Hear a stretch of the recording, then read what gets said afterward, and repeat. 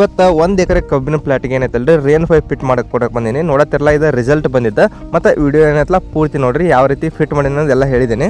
ಇಲ್ಲಿ ನಾನು ಈ ಪ್ಲಾಟ್ನಾಗ ರೀ PVC ಬದಲಾಗಿ ಸ್ಪ್ರಿಂಕ್ಲರ್ ಪೈಪ್ ಯೂಸ್ ಮಾಡ್ತೇನೆ. ಇದಕ್ಕೆ ಯಾಕಪ್ಪ ಅಂತಾರೆ, ಯಾಕೆ ಸ್ಪ್ರಿಂಕ್ಲರ್ ಪೈಪ್ ಅಂದ್ರೆ ಇದಕ್ಕೆ ರೀಸನ್ಸ್ ಇದಾವೆ. ಇಲ್ಲಿ ತೆಂಗಿನ ಗಿಡ ಇರೋದ್ರಂತ ಏನೈತಲ್ರಿ, ತೆಂಗಿನಕಾಯಿ ಬಿದ್ರೆ ಈ PVC ಪೈಪ್ಗಳು ಹೊಡೆಯುವಂಥ ಚಾನ್ಸಸ್ ಜಾಸ್ತಿ ಐತಿ. ಅದಕ್ಕಾಗಿ ಇವರು ಹೊಲದವ್ರು ಹೇಳಿದಕ್ಕಾಗಿ ನಾವು PVC ಬದಲಾಗಿ ಸ್ಪ್ರಿಂಕ್ಲರ್ ಪೈಪ್ ಯೂಸ್ ಮಾಡ್ತೀವಿ. ನೋಡತ್ತಿರಲ್ರಿ ತೆಂಗಿನ ಗಿಡ ಯಾವ ಥರ ಅದಾವು, ಬಿದ್ದು ಅಂದ್ರೆ PVC ಪೈಪ್ಗಳು ಡ್ಯಾಮೇಜ್ ಆಗ್ತಾವ್ರಿ. ಅದ್ರ ಸಲುವಾಗಿ ನೀವು ಇಲ್ಲಿ ನೋಡ್ತಿರಲ್ಲ, ಇದನ್ನ 4 ಇಂಚಿ ಪೈಪ್ ಲೈನ್ ಐತಿ. ಇದನ್ನ 4 ಇಂಚಿಯಿಂದ ನಾನು 2.5 ಇಂಚ್ ಮಾಡ್ಕೋಬೇಕಂದ್ರೆ ಈ ಸ್ಪ್ರಿಂಕ್ಲರ್ ಪೈಪ್ಗಳು 2.5 ಇಂಚ್ ಇರ್ತಾವಲ್ಲ, ಅದಕ್ಕಾಗಿ 2.5 ಇಂಚಿನ ಇನ್ನು ಕನ್ವರ್ಟ್ ಮಾಡ್ಕೋಬೇಕು. ಅಂದ್ರೆ ಈಗ 4ರಿಂದ 3 ಇಂಚ್ ಆಗೈತಿ. 3 ಇಂಚ್ ಇದ್ದನ್ನ 2.5 ಇಂಚ್ ಮಾಡ್ಕೋಬೇಕ್ರಿ ನಾನು. ಈ ಆಲ್ರೆಡಿ ವಾಲ್ ಏನು ಕಾಣತ್ತಲ್ಲ ಇದು 3 ಇಂಚ್ ಐತ್ರಿ. ಈಗ ನಾನು ಇದಕ್ಕೊಂದು 3 ಇಂಚಿ ತುಕಡಿ ಕಟ್ ಮಾಡ್ಕೊಂಡು ಫಿಟ್ ಮಾಡತ್ತೀನಿ ರೀ. ಇವಾಗ ಇದಕ್ಕೆ ಏನೈತಲ್ರಿ, ನಾನು ಒಂದು 3 ಇಂಚಿ ತುಕಡಿಯನ್ನು ಕಟ್ ಮಾಡಿ ಇಲ್ಲಿ ಫಿಟ್ ಮಾಡ್ಕೊಂಡ್ರಿ ಸೊಲ್ಯೂಷನ್ ಹಚ್ಚಿ. ಮತ್ತು ಇದಕ್ಕೆ ಏನೈತಲ್ರಿ, ಇವಾಗ 3-2.5 ರೆಡ್ಯೂಸರ್ ಹಾಕೊಳ್ಳತ್ತೇನೆ ರೀ, PVC ರೆಡ್ಯೂಸರ್.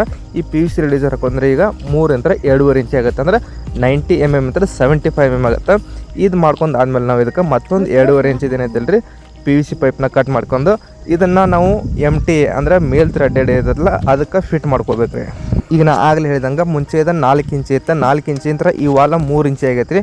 3 ಇಂಚಿಂತ 2.5 ಇಂಚ್ ಮಾಡ್ಕೊಂಡಿ ಈ ಫೈನಲ್ ಆಗಿ ನೋಡ್ತಿರಲ್ಲ ಈ ಥರ ಫಿಟ್ಟಿಂಗ್ ಆಗೈತೆ ರೀ. ಸೊ ಇದಾದ್ಮೇಲೆ ನೆಕ್ಸ್ಟ್ ಏನೈತಲ್ರಿ, ಈ ಸ್ಪ್ರಿಂಕ್ಲರ್ ಪೈಪ್ಗೆ ನಾವು ರಬ್ಬರ್ ಹಾಕೋಬೇಕ್ರಿ. ಅಂದ್ರೆ ಇವು ಲೀಕ್ ಆಗಲಂಗೆ ರಬ್ಬರ್ ಇರ್ತಾವಲ್ರಿ, ಇದನ್ನ ಓರಿಂಗ್ ರಬ್ಬರ್ ಇವನ್ನ ಹಾಕೊಂಡಾದ್ಮೇಲೆ ಮತ್ತೆ ಇವಕ್ಕೆ ಮುಂದೆ ಏನೈತಲ್ರಿ ಕ್ಲಿಪ್ ಹಾಕೊಂಡು ನಾವು ಇವನ್ನ ಫಿಟ್ ಮಾಡ್ಕೊಂಡ್ರೆ ಮುಗಿದೈತ್ರಿ. ನಾವು ಯಾವಾಗ ಬೇಕಾದ್ರೂ ತೆಗೆದು ಇಟ್ಕೋಬೋದು.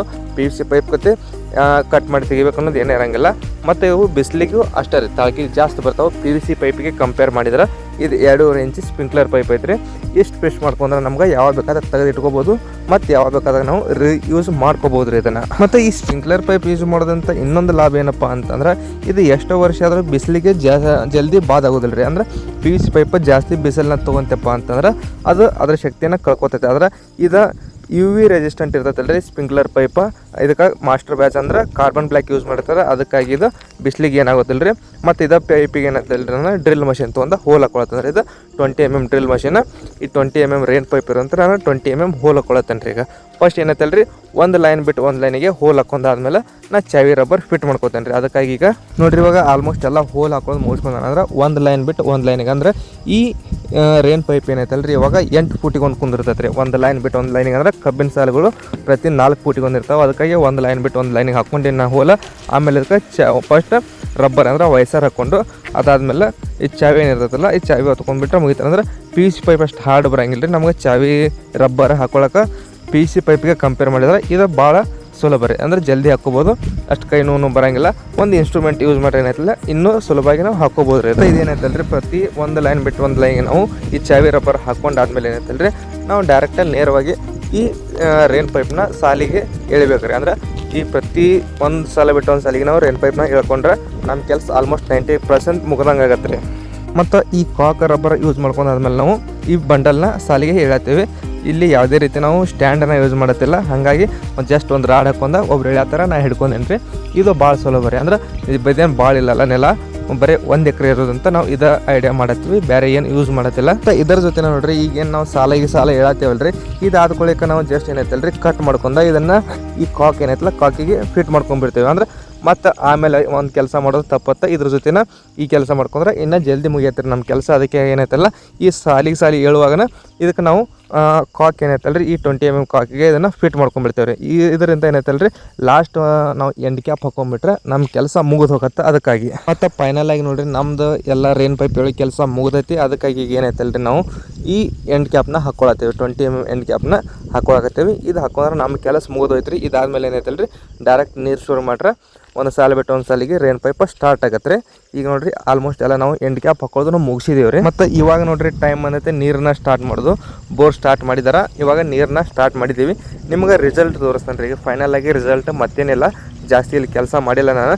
ಬರೀ 2.5-3 ತಾಸ್ನಾಗ ಈ ರೇನ್ ಪೈಪ್ ಫಿಟ್ ಮಾಡಿ ಕೆಲಸನ ಮುಗಿಸ್ಬಿಟ್ಟಿದ್ದೀನಿ ರೀ ನಾನು. ಇದು ನೋಡ್ರಿ ನಮ್ದು ಫೈನಲ್ ರಿಸಲ್ಟ್ ಐತಿ. ಇದನ್ನು ನಾವು ಫಿಟ್ ಮಾಡಿ ಇವಾಗ ನೀರನ್ನು ಸ್ಟಾರ್ಟ್ ಮಾಡಿದ್ದೀವಿ. ಈ ರೀತಿಯಾಗಿ ನಮಗೆ ನೀರು ಹೊಡಿಯತ್ತೈತೆ ರೀ.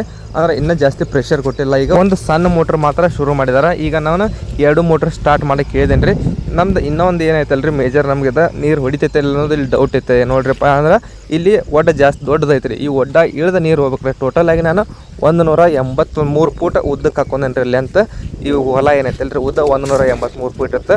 ಅದಕ್ಕಾಗಿ ನಾನು ನಡಬರ್ಕೆಲ್ಲಿ ಕಟ್ ಮಾಡಿಲ್ಲ, 183 ಫೂಟ್ನು ಲೆಂತ್ ಹಾಕಿದ್ದೇನೆ ರೀ ಇದಕ್ಕೆ.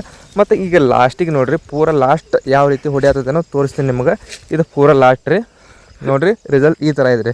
ಪೂರ ಲಾಸ್ಟ್ ಈ ರೀತಿಯಾಗಿ ನಮ್ಗೆ ನೀರು ಬರುತ್ತೆ ಅಂದ್ರೆ ಫುಲ್ ಪ್ರೆಷರ್ಲೇ ಬರತ್ತೈತಿ, ಯಾವುದೇ ರೀತಿ ತೊಂದರೆ ಇಲ್ಲ. 183 ಫೂಟ್ ಹಾಕಿದ್ರೂ ಹೊಡಿಯಾಗತ್ತೈತಿ. ಮತ್ತು ಇನ್ನು ಖರ್ಚಿನ ವಿಚಾರಕ್ಕೆ ಬಂದ್ರೆ ನೋಡಿರಿ, ನಾ ಇಲ್ಲಿ 20 mm ರೇನ್ ಪೈಪ್ ಯೂಸ್ ಮಾಡೀನಿ ಮತ್ತು 75 mm ಸ್ಪ್ರಿಂಕ್ಲರ್ ಪೈಪ್ ಯೂಸ್ ಮಾಡೀನಿ.